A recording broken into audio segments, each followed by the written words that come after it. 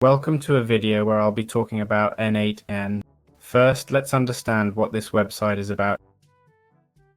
Essentially, it's an open source workflow automation tool that allows us to connect various applications within the same program, either through services or APIs. We can link different services, including AI reasoning tools like ChatGPT or even DeepL. We can connect it to Miro and many other apps like Spotify, PayPal, and WhatsApp. One of the 5 key points is that it's an extremely flexible tool. As we can see, it has up to 400 integrations, including some I haven't even seen before. Or at least they should be easily integrated with similar tools like Make. Being open source also gives us flexibility, allowing us to be completely able to customize it to our liking. We can program it manually if needed to automate complex processes. It's also great for automating repetitive tasks like sending emails, right? Repeatedly for various tasks like receiving or answering messages, it has an intuitive interface. True, if you're not a coder, these programming codes might seem daunting at first. But you'll see that the programming levels required are quite low, making this app very accessible.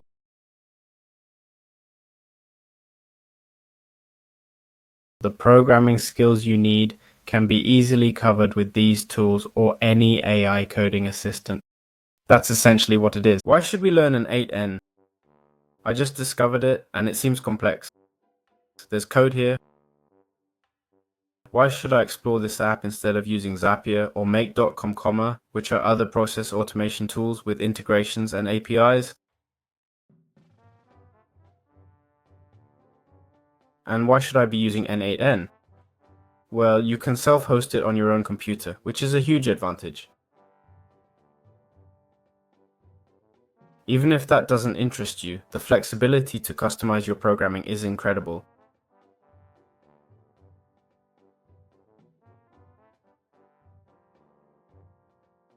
It's truly remarkable on a technical level.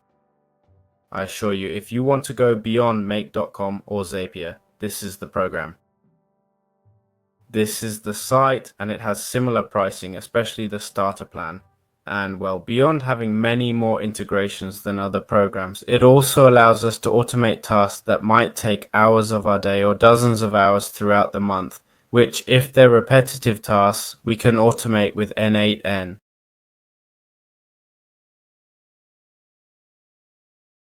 This includes forwarding emails, replying to messages, responding to clients, WhatsApp, Instagram, YouTube comments, or any other type of communication. Essentially, if they're repetitive tasks, we should be able to solve them using N8N, whether it's simple or complex. Alright, now I'll discuss the pros and cons of using localhost versus a server with N8N. The main difference is that with a server, you can access it from any device since it's online.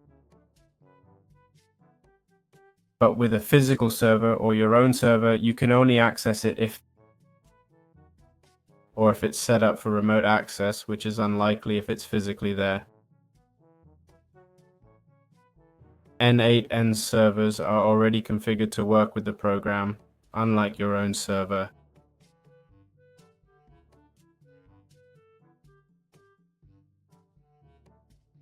If you're interested, there's probably a section explaining the minimum requirements. It really depends on what you want to use it for. Typically, a server with 4 GB of RAM should be sufficient for these cases. In the end, the codes aren't very complex. While some processes may take longer to load, it should only affect loading time, not program execution. With so many integrations and variables, it really depends on each specific case. One positive aspect of running it locally is improved security. If you're uncomfortable with specific data in the cloud, you can run an N8N on your own server. This is smart for companies that can afford it. Keep in mind though, if you have your own server, you'll need to update it yourself. It won't auto-update like it would on these cloud servers. Since N8N is open source, using it locally shouldn't cause any issues. In other words, you can use it perfectly. Just import the library and start using it without paying. You do need to pay if you use it online, where they host it and you pay for hosting, rather than the service itself.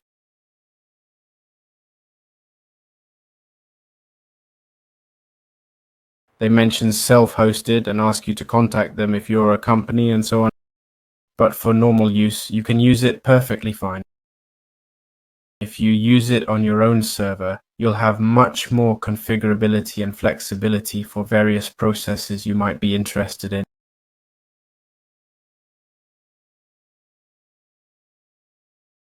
It does require higher programming skills, which we won't cover in this intro class, but I wanted to mention it. So now that we know these basics, how can we create an N8N account? Well, basically we go to n8n.io, okay? That's the current link, or just search for N8N. Then we click on Get Started for free, alright? They'll ask for our name and such, we just create an account, okay? The name doesn't have to be your real one, got it? You can make up the password, but use a real email, okay? The account name can be made up too, and once you have it, check your email, verify your account, they'll send a code, then you can log in. That's how I did it myself, you see? So, pretty easy, right? Alright, now that we've created our N8N account, let's try to understand how the interface works. If you've worked with Make or Zapier before, you'll see the difference isn't huge at all and it's super intuitive, but anyway, I'll explain what we're seeing on screen right now. We're in the menu where we have workflows, which are workstations where we can create a new workflow. Here in the top left corner, we have a small trial offering us 1,000 test executions. Executions are basically each time you run an individual process on the server, it counts as one execution. So if what I'm doing is receiving an email, passing that email through ChatGPT, and then getting a response and sending another email, that counts as 3 executions. Next, we have credentials, which as you can see, I haven't set up any yet. Credentials are basically the passwords, so to speak, for various apps, or more accurately, their APIs. To connect ChatGPT, DeepSec, or other tools, you have a preset API for your account that you add here. It's crucial that you keep these credentials private and don't share them online. Then you have executions, which I assume is a history of the various runs we've had. As you can see, I've only done one since I just created this account to explain things. Next, we have this help section, which includes documentation explaining how many N8N parts work. So if there's anything, and I'll be giving you quick tips in an advanced way, if you find some information that isn't covered and any specific needs you have, you'll likely find them here. Also, you can report bugs and such.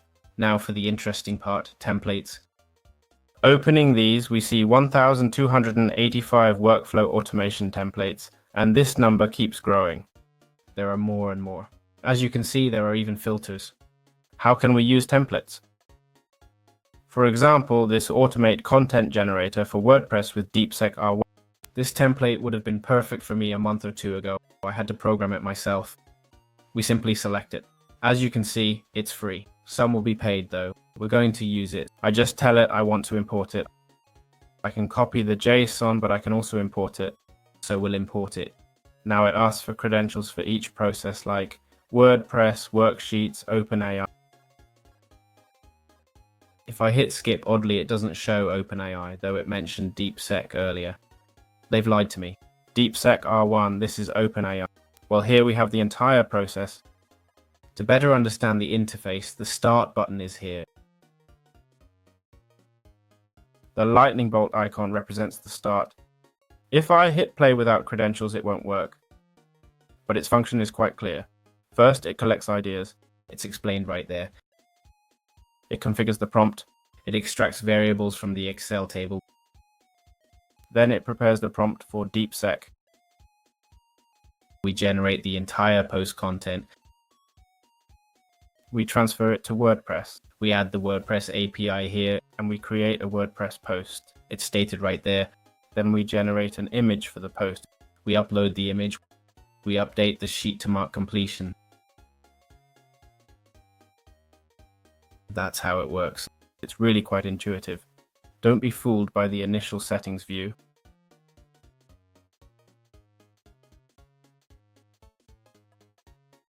I see nothing now, but input is received data, like variables from the Google Sheet, and set prompt would be the output.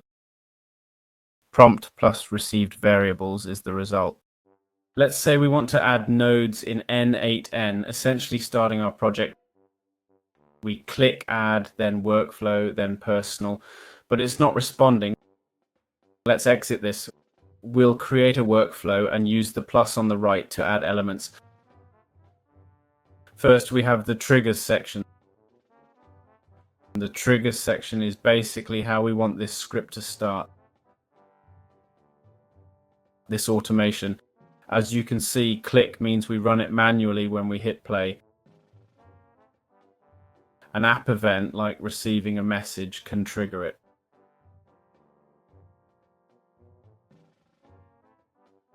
Many options here. A schedule means it runs at a specific time of day. Well, it's written below. Receiving an API request would require more knowledge about APIs. And there are various other alternative options. Perhaps a more typical example would be when you receive a message from Mac. Now we'll select the trigger. As you can see, each time we set a trigger, it's marked like this. The lightning bolt icon indicates this. This is the trigger note. It allows us to learn more and so on. Now when I open it, you'll see there's no information yet. That's normal. We can add notes and even change the name. There it is. We'll name it Star and that's it. Now we can add and make changes using AI or app actions.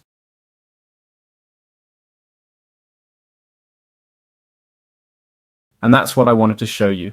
I'm not going to build a workflow now, but to show you the tools we can use. Building a specific workflow doesn't make sense as everyone needs their own. I want to teach you in a broader sense. First, the most interesting and cheapest tool to use in PromptCytor right now is DeepSec. I'll show you how to use it correctly later. Now that we have two nodes, let's delete this one. How do we connect one node to another? We simply take this and join it together. That was easy. If we want to add another one here for Excel, let's see if I can find Excel. If I put Drive, Google Drive, Five Drive, wow, this Five Drive, oh my goodness. This is a CRM tool we've brought from the channel. There's also Airtable, which is widely used with Make. There's the Open Router, I assume. There's the Open Router, we have it here. There's CheckGPT, okay? Obviously, the Open there. We have tons and tons of very interesting tools. I'm not sure if there are... No, doesn't seem like Binance is here. No broker tools. But many tools that let us automate lots of processes. So perfect. All right, now to help you understand APIs better, I'll show you how to connect one, okay? So what we're going to do is connect to DeepSeek. Obviously, I can't show you my DeepSeek API key as I'd lose access if I did. I could create and delete one, but to keep things simple, here's what you need to do. First, understand that APIs are essentially hosted services, okay? When using DeepSeek for free, you're trading data and helping train it, nothing more.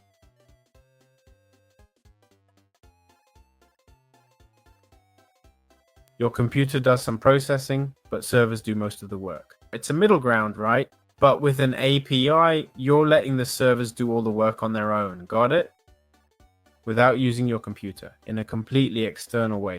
This isn't exactly as I just explained. It varies a bit for each program, okay?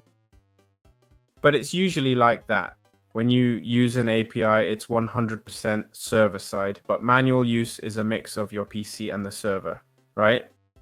Obviously. So what's the deal? By using DeepSeek's server fully and not your computer, DeepSeek says, to prevent overuse and make some profit, we'll ask you to pay a small fee, okay?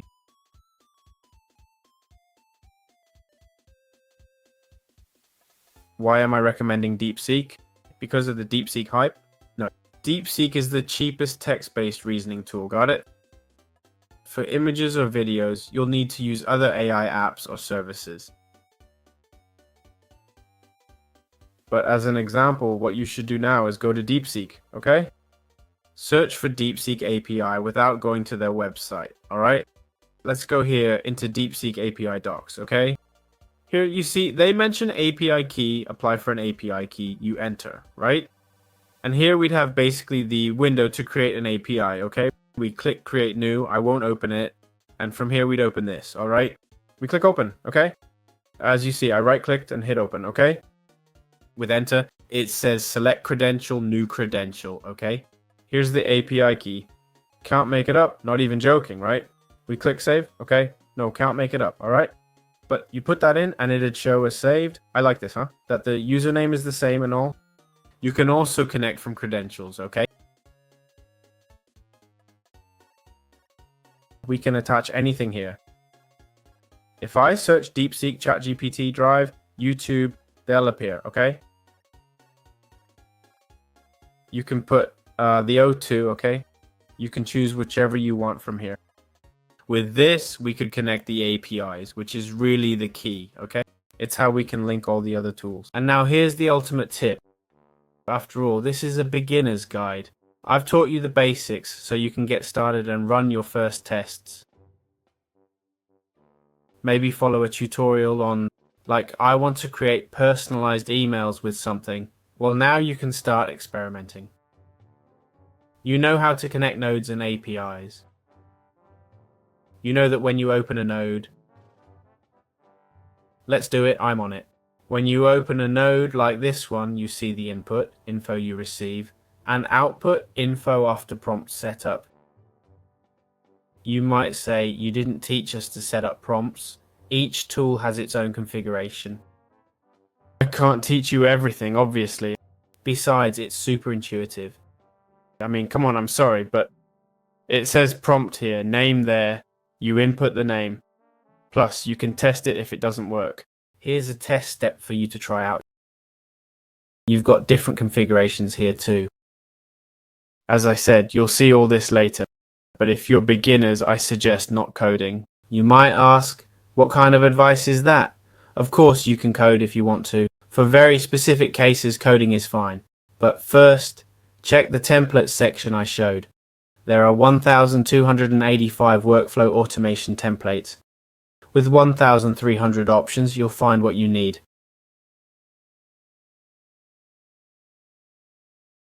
I mean, come on, just look at WordPress. Let's create some posts, shall we? Auto-generated content with WordPress DeepSec 1. DeepSec is the cheapest option, by the way. This one would be the best choice. It was updated just 11 days ago. People keep updating these templates too. Here's a content generator for WordPress. Alright, what else do you want to see? What are you interested in? How about Instagram? Generate content with trends and all that. And you'll say, yeah, but I've tried it and I don't like it. I don't know, but just try it. From this, you'll have a base that you can start modifying. But starting from scratch, especially if you're new, can be daunting. Alright, YouTube, since we're on YouTube anyway. Spotify to YouTube playlist synchronization. Well, that's just a basic example. Look, a trend finder, this could be really interesting based on your niche. An AI that summarizes and analyzes YouTube videos. There's everything here. What do you want? The most common email. Here you can automate things with emails. I assure you, look, 90 results. You've got everything here to answer my emails automatically. There you have it. So don't worry about it, about the programming part. Many people online share code you can just import and use. With just some basic knowledge, you can get started. Well, what if we run out of executions in N8N? Well, we'd have to pay, right? Is payment necessary? No, since N8N is open source software, okay? Sorry, I meant open source, not sure what I said. Open source means we can run it on our own computer, got it? But if we don't have a server or computer we want to use as a server, it means we'll lose that computer. Not because it'll break, but it'll be busy processing, right? If we need that computer for work, we can rent someone else's server. And that's what N8N offers. If we check the pricing section, that's what they provide. They're not selling the app, but server access, okay?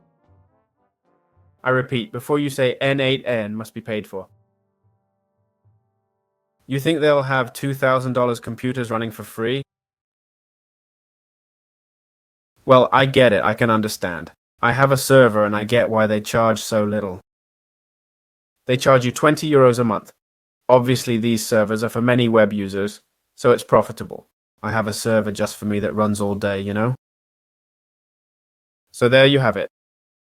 20 euros monthly, 2,500 job runs, 5 active workflows running at once.